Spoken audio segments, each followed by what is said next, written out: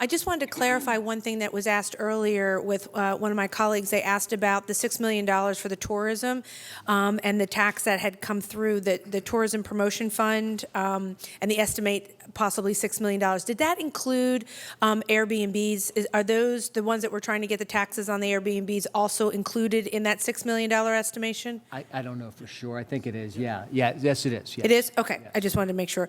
We have CADIC in our local area that work on tourism as well as business development. So they were curious about that. So I just wanted to ask you for that clarification. So thank you.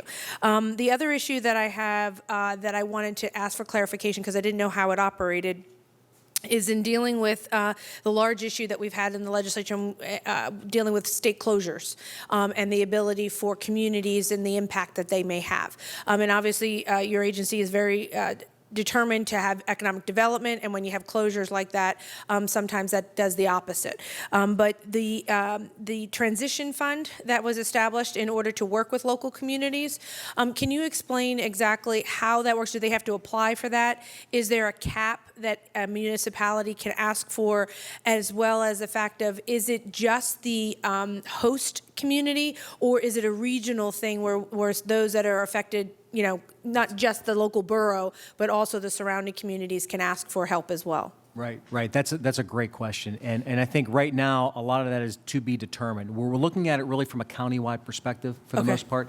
You know, so how the county is affected, because again, when you have a prison closing, when you have another type of state institution closing, there's an effect not just in that particular town or whatever, but it could be far-reaching, and that's really what we're looking at. So we believe that would be something that would be utilized specifically with the county organizations, the cities within which they're located, and also other organizations that need to come together to say, here are some of the things that we need. We need job training programs. We need to be able to look at what we do with that particular property. You know, is there a higher and better use for that particular property? Is there demolition that would need to take place? You know, we'll work with the Department of General Services on some of those things too. But that's kind of the idea. Okay. Is there, for example, there may be, there are situations where a prison's closing and that prison provides funding to water systems or sewer systems, you know, that is going to go away after that closing. So that it might be the largest customer in that particular. Exactly. It could be the largest customer. And so those things need to be taken into consideration. And the idea is to have funding that's set aside to help mitigate some of those issues that are coming up, to do studies, to do some support.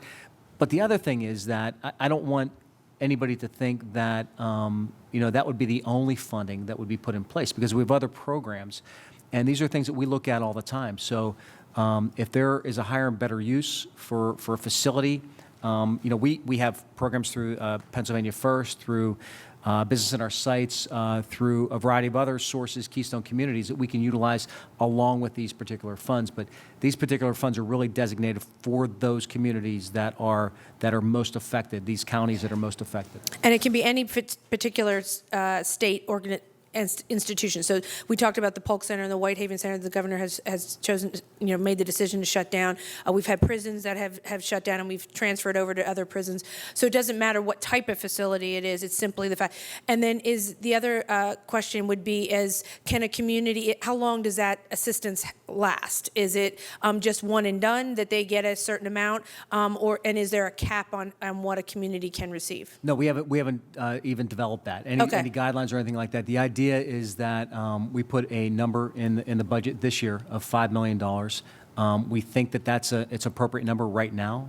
The number next year may be more, it may be less. We don't know. Okay. It's based upon what the need is out there. But I can tell you this, and you know, if you've worked with our staff and our department, our staff doesn't walk away from these situations. And if communities are in need of help, it's not going to ever be one and done. We're going to continue to come back, and I think that we've proven that in a lot of your particular districts that we're in every single day. Thank you. And And my last question is the fact of, will there be performance measures to understand exactly, are these dollars doing what they need to be doing with those particular communities, as I mentioned? We can pour in the $5 million or, into these different communities, but are we actually developing other types of businesses, or what those dollars results are? It could be. It could be. I think it's unknown right now in terms of exactly how that's going to go out, how the funding is going to go out. But we believe that there are going to be metrics that are going to be done. We have to do that for the legislature. We really believe that's critical for us to do. That tells a good story. Okay, thank you very much.